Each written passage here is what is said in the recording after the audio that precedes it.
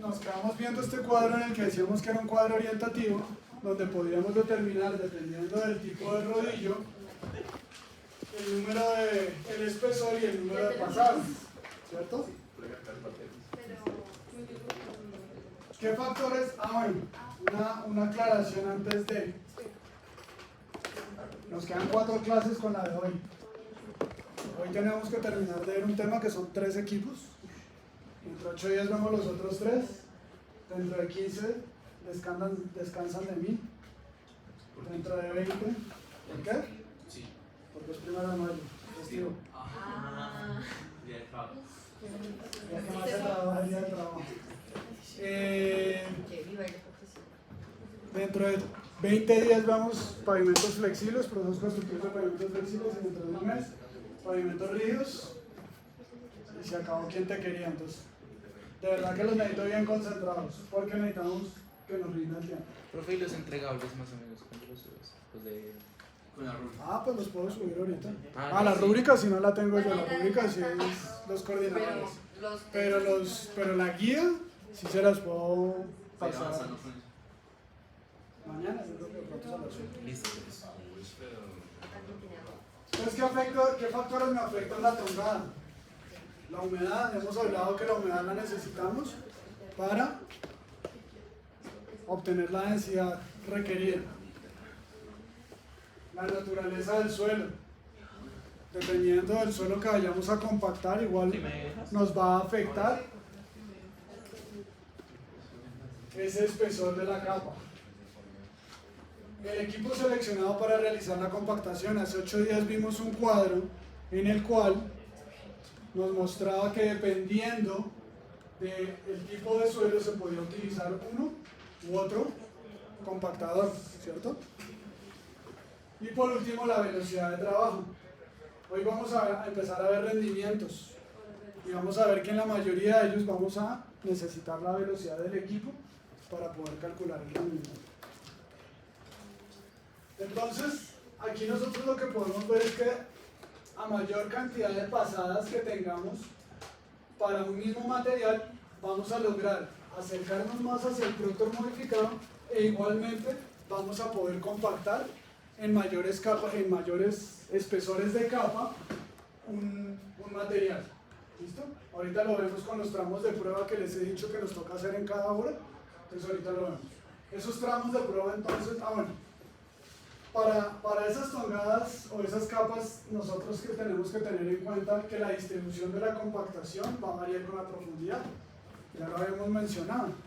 Entonces el contenido del agua, como mencionábamos ahorita, la humedad va a ser algo decisivo para poder obtener ese espesor, porque pues vamos a obtener una humedad óptima.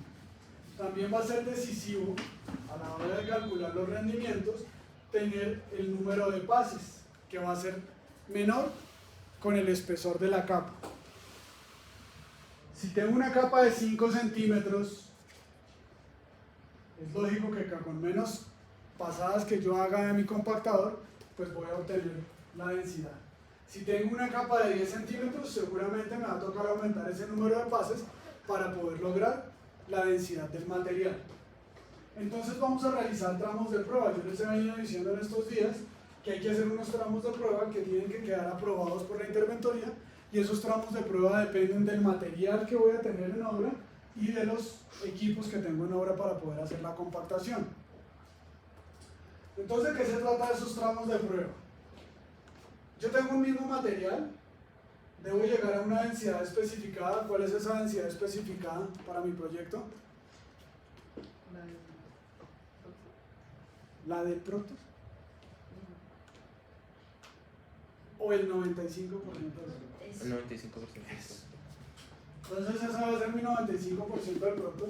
Y yo voy a generar todas estas curvas. Entonces yo llego y escojo un espesor, hago 3 pases, mido la densidad, luego lo hago con 5 pases, vuelvo y mido la densidad, luego lo hago con 7 pases y mido la densidad, y luego con 10 pases. Entonces fíjense que para un mismo espesor, a medida que le hago más pases, logro obtener una mayor densidad, que era lo que estamos hablando. Y puede suceder que yo, a medida obviamente que vaya aumentando el espesor, pues habrá de pronto pases que no me van a lograr. Entonces con este espesor con 3 pases no logro llegar a la densidad, con este tampoco, con 7 pases tampoco, pero con 10 pases sí logro llegar a la densidad. Entonces grafico las densidades para cada uno de los pases contra los espesores, trazo mi línea del 95% del producto y hallo estos puntos donde me va a decir que para 3 pases logro la densidad en este espesor, para 5 pases en este espesor, para 7 en este espesor y para 10 en este. ¿Qué quiere decir? Oiga, yo acá puedo tener un espesor de 30 centímetros, inventármelo, 30 es mucho, pero por inventarme algo, y logré llegar a esa densidad con 10 pases, y acá solo tenía 10 centímetros. Pero fíjense que cómo nosotros vamos a poder decidir qué espesor y qué número de pases utilizar.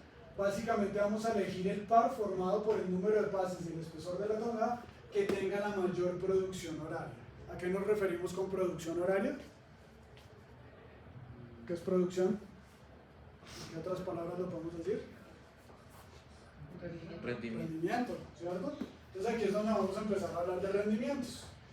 Entonces la productividad se puede decir que en un compactador se mide como el volumen de tierra compactada por unidad de tiempo. Aquí les voy a mostrar esta formulita, ahorita más adelante la retomamos cuando empecemos a ver los rendimientos, donde me dice que la producción teórica va a ser igual a la velocidad, que les acabo de mencionar hace un rato, el ancho eficaz del equipo, E, que es la altura de la tongada, el espesor de la capa, y N, que va a ser el número de pasadas. Entonces, yo sabiendo esos datos, yo podría calcular esa producción teórica. Entonces puede que yo, me vuelvo un momento, esto logre hacer una capa más gruesa con 10 pases, pero de pronto el rendimiento no es lo mismo que hacer 3 capas de 10. De pronto haciendo una capa de 10 me demoro solo 10 minutos y haciendo 3 capas entonces me demoro media hora, a hacer 30 centímetros en 10 pases que me demoro una hora. Entonces ahí es donde se hacen esos periodos de prueba, esos tramos de prueba, para poder determinar cuál es la mejor espesor de capa y la mejor cantidad de número de capas. Profe, ¿qué significa la V de corto? Velocidad. El espesor de la capa, la tongada. Esto, a manera rápida se los muestro, ellos quedan en la presentación, algunas velocidades aproximadas que pueden tener los compactadores, algunas pasadas aproximadas. Como les digo, pues todo eso se puede obtener también de cuadros para poder tener los datos que necesitamos. Aquí de pronto hacer, recalcar que por ejemplo el de neumáticos que les he venido diciendo es uno de los cilindros que mayor eficiencia tiene y que mejor trabajo me puede dar para compactación, y si podemos llegar a compactar, en este caso sí, hasta espesores de 40 centímetros. Entonces, hace 8 días mencionamos rápidamente el tema de los diferentes equipos compactadores. La idea es que hoy los miremos un poquito más en detalle. Este no lo habíamos visto. Este es un cilindro triciclo. ¿Por qué se llama triciclo? ¿Cierto? Tiene 3 ruedas. ¿Y qué diferencia tiene con los triciclos que ustedes conocen? Que hay una rueda atrás y 2 adelante. Normalmente los triciclos tienen una adelante y 2 atrás. En este caso la distribución del peso es 70% atrás, 30% adelante. Peso de 7 a 20 toneladas. Cuando vimos hace 8 días los equipos menores de compactación que vimos el Benitin y sus variaciones, decíamos que los Benitines podían llegar hasta 5 toneladas. Acá fíjense que aquí ya empezamos desde 7, por eso les decía que más o menos 5 o 6 toneladas era como el límite donde estábamos en los equipos de menor compactación y ya los de mayor compactación. Se puede lastrar. ¿Qué es lastrar? ¿No? ¿Qué significa lastre? ¿Lastre no es que seguía? ¿Alguno de ustedes alguna vez han dicho que ustedes son un lastre? Es Una carga.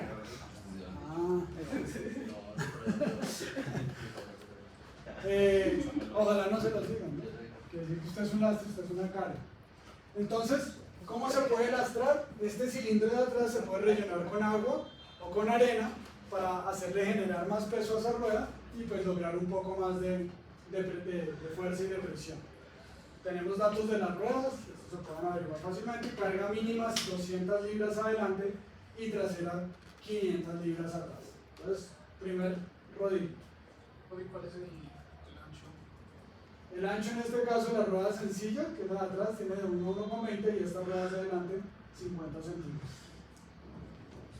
Y ese, ojo porque en el rendimiento, ahorita que vimos y cuando lo vamos a ver, uno de los datos que necesitamos es el ancho efectivo del rodillo. ¿El efectivo es el total o...? Sí. Rodillo tándem. ¿A qué se refiere con el total? O sea, suma lo que hace hacia atrás con... Ah, bueno, en este caso que las dos ruedas son así, sí, porque hay unos triciclos que solo tienen las ruedas de adelante. Las ruedas de atrás son solo tracción. Entonces en ese caso solo se sumarían el ancho de esta y de esta. No, en este caso como se traslapa, entonces sí puede agarrar el ancho total. Sí, entonces... Rodillos tándem, en este caso, la distribución del peso es 50-50. Decíamos que la versatilidad de este equipo es que compacto con la rueda adelante y luego en el mismo pasada compacto con la rueda atrás.